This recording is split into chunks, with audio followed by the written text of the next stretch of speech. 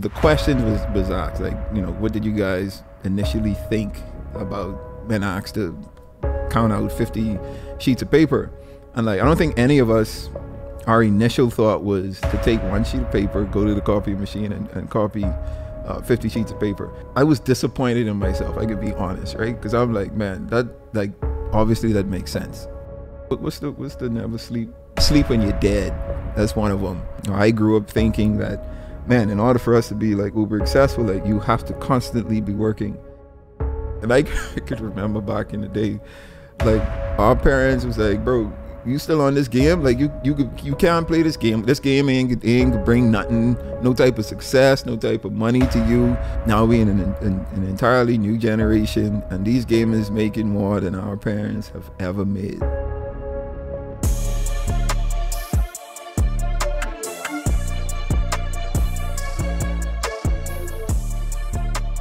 What's up, everyone? Welcome to the new episode of the Miles High Podcast. This is Miles Jr.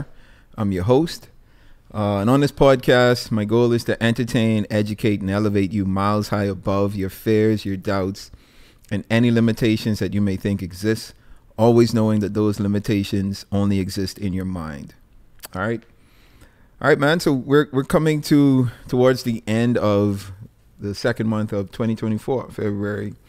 And this is usually, the month where reality starts to set in, right? And all of those big goals that we have set for ourselves at the top of the year, especially those gym goals, those health fitness goals, we get into this phase where we're getting burnt out, or we're getting tired, right? And we're that's the time. This is the time in the year where, that influx of individuals in the gym at the top of the year, they start to dwindle down, right? And the gym gets much lighter. The crowd gets much lighter, much easier to maneuver around. I don't have to wait on a lot of weights, a lot of benches or anything too much now moving forward.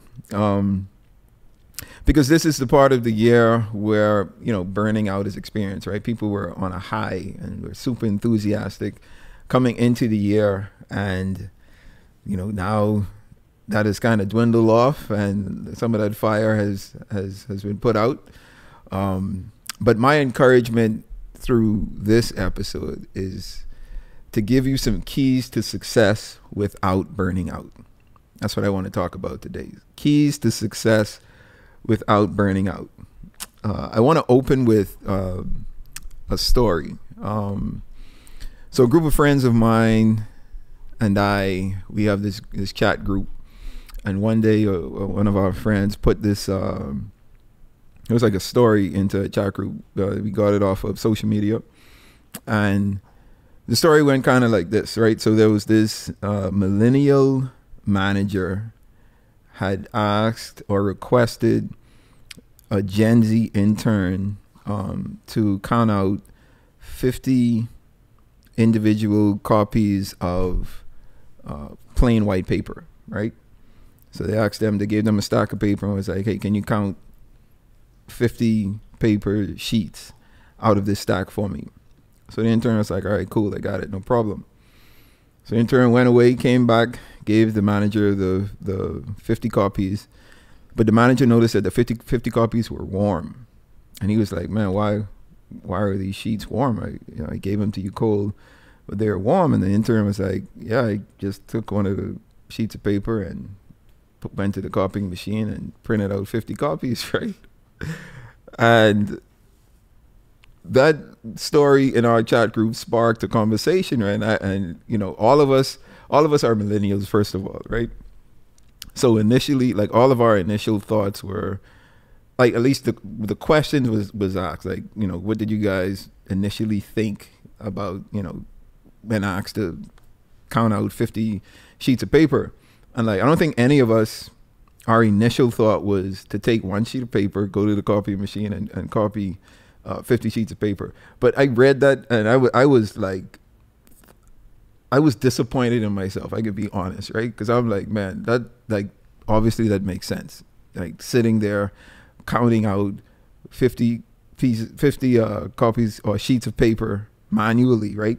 As opposed to making it easier on yourself and just going to the copying machine and printing out or copying 50 sheets of paper, right? And that just kind of, that always stuck with me. This was, this is a conversation we had sometime last year, right? Maybe mid 2023. But I've always reminded myself of that story, especially when I'm thinking about new ventures I want to get into or new business ideas I want to get into. I ask myself, am I counting out 50 sheets of paper, or am I copying one sheet of paper 50 times? And it's just, to me, it's just a mindset that we need to have, right? This new generation, this Gen Z generation that's coming up, their mindset is entirely different from ours, right? And our mindset as millennials, we're entirely different from the baby boomers. But I feel like, each of us have the opportunity to change our mindset or to expand our mindset and to think of doing things a different way. I think, when I was growing up, I heard all of these, these nice sayings, the early bird gets the worm, and, you should never sleep. What's the never sleep saying? You remember? I never followed it, so. I get, sleep is for the wary or something like that, but it was like, sleep is for the wary, or sleep when you're dead. Yeah. That's one of them. And like all of these terms that, encouraged us to like always go at it, always be at it, always be working, like working nonstop 24/7, just apply yourself to the work, to be successful. Right. And, I grew up thinking that, man, in order for us to be like uber successful, like you have to constantly be working. If you're ever not working, and that was one too, never not working, right? That was another saying. And if you're never not working, right, you're not doing enough. And as I read more books and I love to read books about entrepreneurs and like from rags to riches stories, basically, whether it's an individual or an organization. Like I love those stories because I love to learn about the mindset of those types of individuals, like from creating something from nothing into something that, is far-fetched. Like just recently, I read the story, I read an article on the gentleman who created the camera doorbell, right? And the article started from where he went on Shark Tank, which is a popular show where these innovators go on to try and get funding for their idea. And he showed this doorbell with a camera, and everyone was looking at it. It was like, bro, this doesn't make any sense. Like, why would someone invest in this, right? And I think that was back in, I want to say 2013. It's 2024 now, and his net worth is $2.5 billion. So almost 10 years. He started, I think at the time his net worth was like somewhere around like $200,000, $100,000, something like that. But now, he took that idea and like kept at it, and turned it into a net worth of $2.5 billion, right? And it was just all about mindset and not conforming to the status quo, right? And again, I think hard work is important. I think it's important for us to apply ourselves, right? And always be working and thinking and growing as individuals. By no means am I saying to not work hard.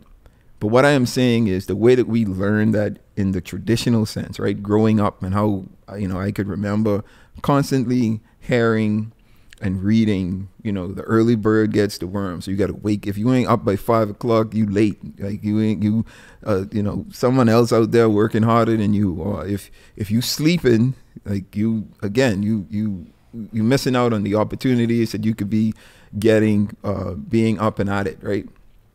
And all of these things that we would have learned, I just realized that, man, it's applicable, but there's a time and a place for everything, right? There's a time and a place to put in overtime in the work, right? And especially like early on, if you're building a business, obviously you have to apply yourselves for more than 8 hours, right? Sometimes you have to pull 16-hour days. You have to pull 18-hour days, right? It's not just going to be the regular 9 to 5, the 8-hour work day. sometimes you're gonna have to put more into it. But the idea of constantly doing that, or like consistently doing that for 20, 30, 40 years is ridiculous, right? I mean, it's I don't even think it's capable, right? Or shouldn't be capable, right? And I think it's a reason why a lot of us go into things being enthusiastic about it, and then we just get burnt out. Like we get tired, we get stressed, and we get less motivated about wanting to do the things that we first set out to do. And then going back to the example I used at the top of the pod, where, you know, this millennial requested that this Gen Z intern, you know, count out 50 sheets of paper, and you know, he was like, okay, you want 50 sheets of paper? I'm not going to do it the way you want me to do it, right? I'm going to do it the way that makes sense to me. I'm just going to copy one sheet of paper 50 times. You know, that's just this mindset, or this new way of thinking for this generation. I think is something that even us as millennials could learn from, right? Because we live in an era where unconventional paths can lead to success and prosperity, right? We have gamers, like people literally playing games all day are making millions of dollars, right? And I could remember back in the day, like our parents was like, bro, you still on this game? Like you can't play this game. This game ain't bring nothing, no type of success, no type of money to you. Like this game isn't going to benefit you in the long run, right? Now we in an entirely new generation, and these gamers making more than our parents have ever made, right? And it just shows the evolution of mindset. It shows the evolution of opportunities. It shows how unconventional things, or things that we didn't think were beneficial to us, are now beneficial to us, right? Then you have streaming. You have people literally paying to watch an individual cut their camera on and sit down and go throughout their day in their house all day. They're either playing games, they're watching videos and commenting on the videos, or they're doing various things while live streaming, right, for an audience to see. And they are tripling and quadrupling their net worth. So the opportunities that are out there for us, which are non-traditional, right, unconventional things that didn't even exist 10 years ago, but they exist today, and it provides us new ways to be successful, new ways to express ourselves professionally, new ways to be creative, new ways to just make a living for ourselves, right? And then, you know, you have the good old influencers, right? And you got YouTube influencers, bloggers, you know, all of these avenues that, you know, we didn't have when I was growing up. You know, it was strictly about, you know, the 9 to 5. You got to get a job. First you got to get an education, go get your diplomas and all that. Then you got to find a good job and, you know, make a good living and all of that, right? But again, it's all about mindset. You can do all of that. That works for some people, like going to school, getting a degree, and finding a 9 to 5. But that doesn't work for everyone, and I don't think it should be applied to everyone, right? So just from a mindset perspective, I wanted to just give some keys to success to avoid burning out, because I think burning out is something that you're going to experience if all you're doing is focusing on the end result. Like, I want to be successful, or I want to have X amount of money in my bank account at the end of the day, and I'm going to work towards getting this. Where, you know, the journey, or the joy, is in the journey, right? The joy is going through the process and seeing yourself, you know, 10 years ago where you started, and then looking at yourself 10 years later and being like, man, this was a great journey. But do you remember the journey? Do you remember the processes that you took? Because you need to take time to sit and just meditate, right? And just realize, like, where you started and what you've accomplished, and the many wins that you've had to this point, to this now, you know, summit of a mountain that you've been trying to climb, and you're finally there, and you're excited and being congratulated by everyone around you. But do you remember the journey? Like, did you appreciate your family during the process? Did you appreciate your friends during the process, the other persons that assisted you to getting to this point? Were they appreciated, right? Did you appreciate everything that you went through? So in these tips, to avoid burning out, it's a mindset thing. I just want to lay that foundation first, so that you can pull from this what works for you, but just know that from a mindset standpoint, you have to yourself think about unconditional and unconventional ways that you can apply these ideas, or create some tips for yourself, and just look at what's going on in the world around us, right? Look at the evolution of technology, the different opportunities that we have, and just seeing what works for us. So the first tip I want to give, pretty straightforward, right? Easy doesn't mean lazy. Like, I can't tell you the amount of times I have heard like older people look at younger people and say, man, you doing this easy thing, you just lazy, this all you could do, like you can't do more, just because like in their growing up or in their professional lives, they see working hard as like always busy, always doing something, always like moving around and just moving. When these kids, or us, I'm going to put myself in this new generation, we're able to relax, right, and not work as hard or have to exude as much energy as the previous generations, because we're thinking more about the time that we're putting in and the energy that we're putting in to receive the output that we want to receive, right?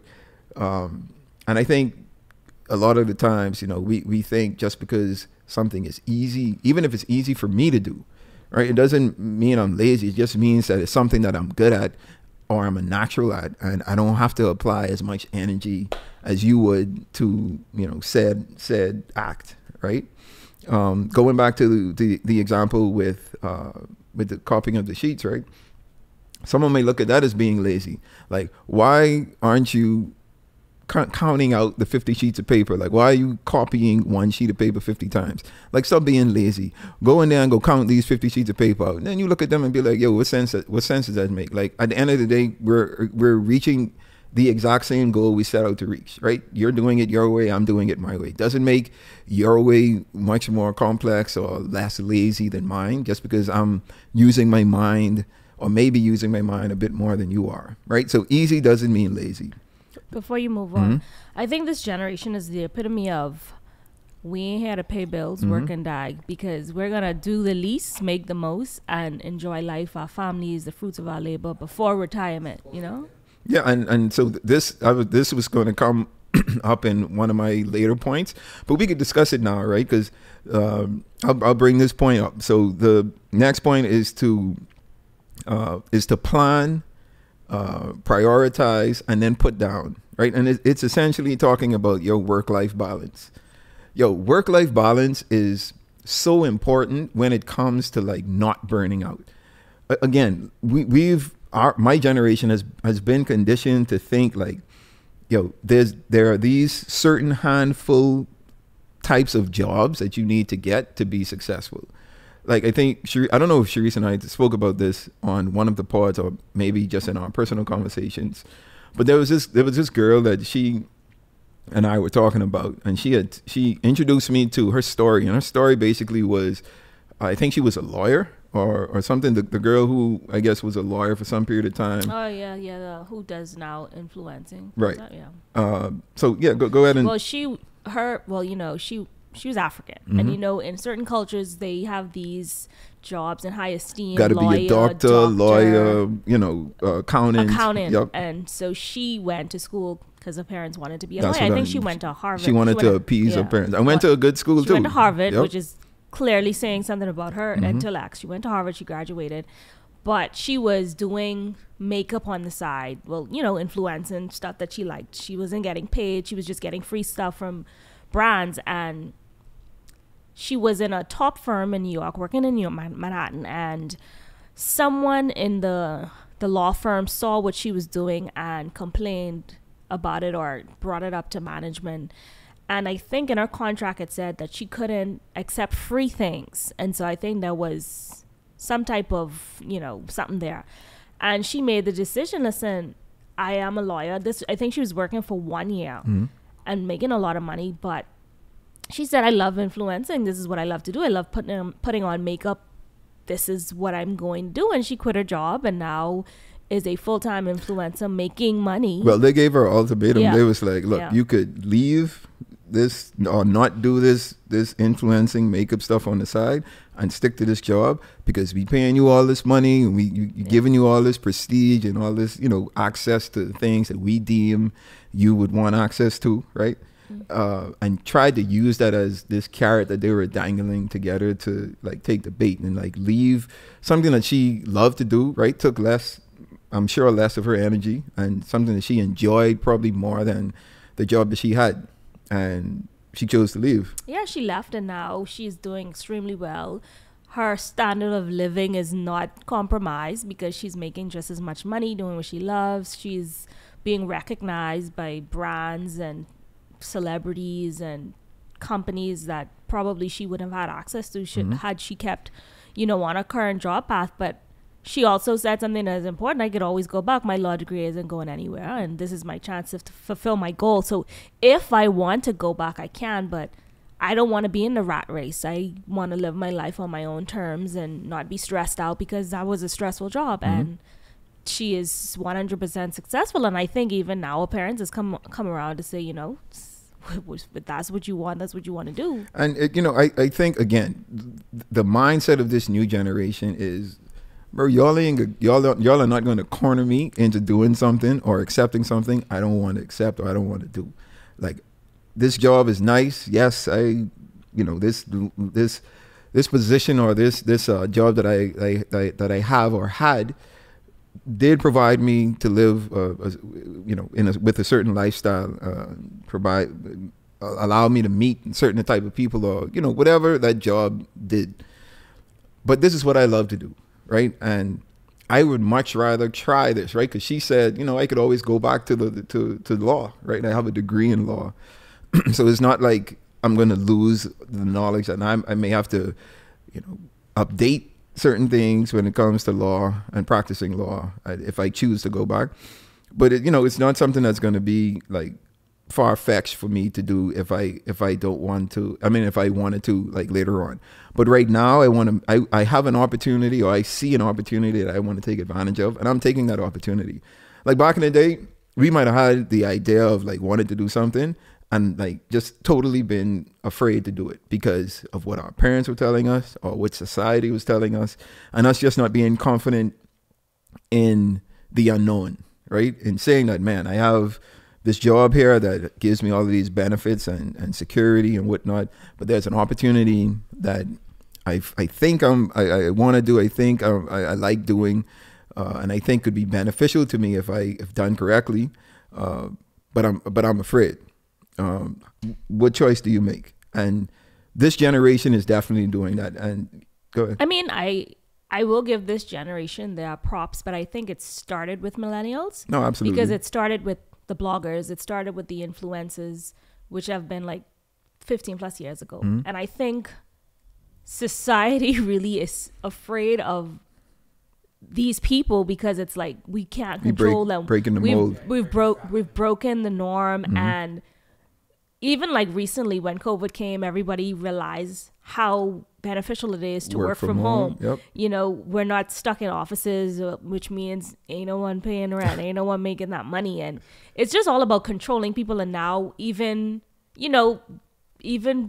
not even Gen Z, not even millennials, even baby boomers are now waking up. We got baby boomers who are on the internet making money, who used to be teachers and this and that. They are influencers living out their best lives. So I feel like it started with millennials, and now Gen Zs have taken it to a different level. And I think it's just beneficial for society because we're not living under anyone's thumb anymore. Like, we have shown people like you can live life on your own terms and be successful and just do the thing.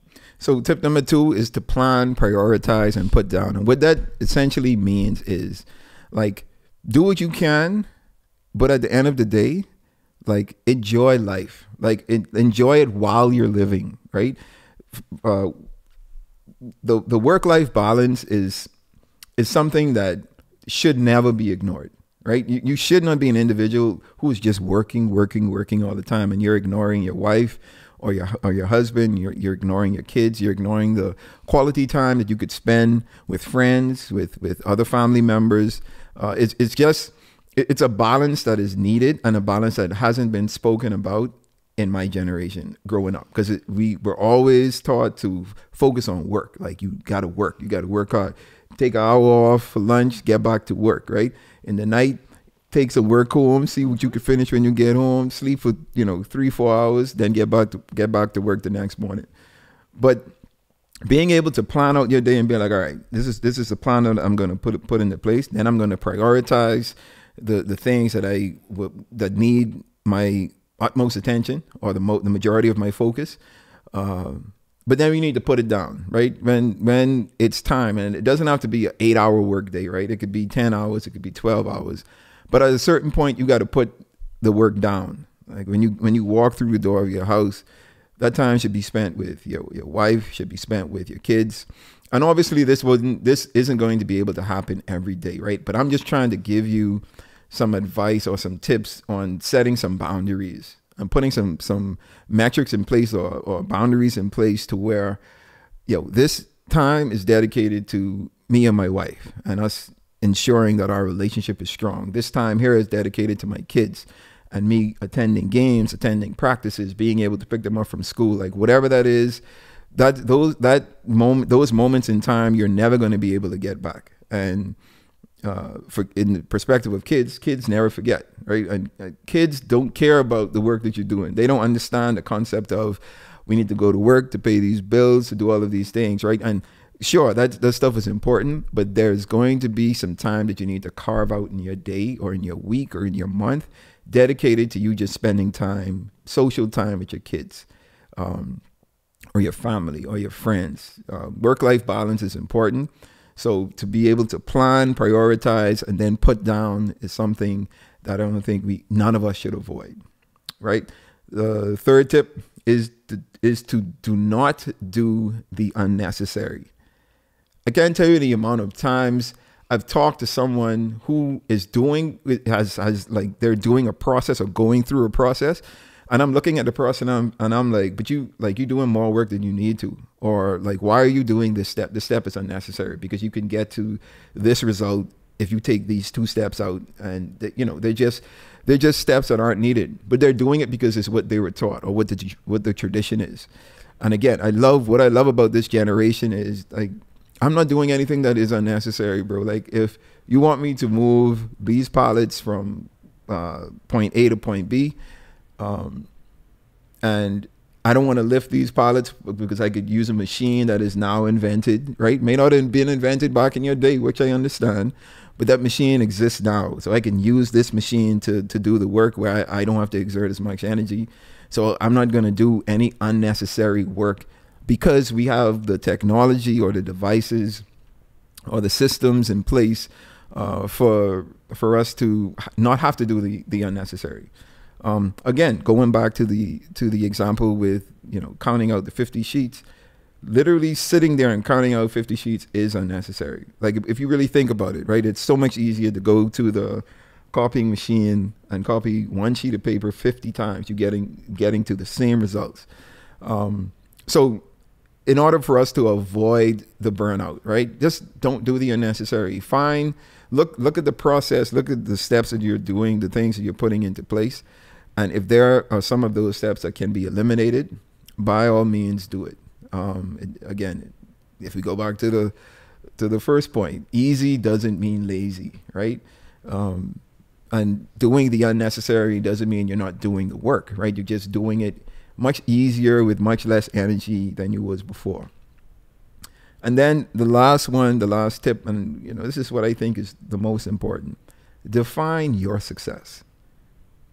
I think society has for years has been telling us what success is supposed to look like, right? It's a dollar amount in your bank account. It's the type of house that you live in. It's the type of car that you drive. It's the type of clothes you wear. And, you look at these millennials, and, a lot of them don't even care about these things in life, right? They're so excited to be doing things that they love every day and don't have to, you know, clock in or put a 9 to 5 in or whatnot. But they're successful in their own right because they're defining what success is for them. And that's always been a goal of mine, right? To just change the mindset of what success is in society or what society has defined as success. Success is all relative. Success is whatever you make it to be. You know, anything you want to be successful at, you can be successful at because you're defining your own success. So the dollar amount in your bank account doesn't matter. The type of car you have doesn't matter. The type of house you live in doesn't matter. Where you come from doesn't matter. Where you are now doesn't matter. It's all about the mindset that you have and the work ethic that you have, right? And what you're going to put into it is exactly what you're going to get out. So if you're defining success as, you know, just doing something that I love, being able to create and give something to individuals, something that I was able to create out of love and the desire to get this creative idea out of my mind. If that's what success is to you, then by all means be successful in that. Again, my success isn't your success. Your success probably wouldn't be my success.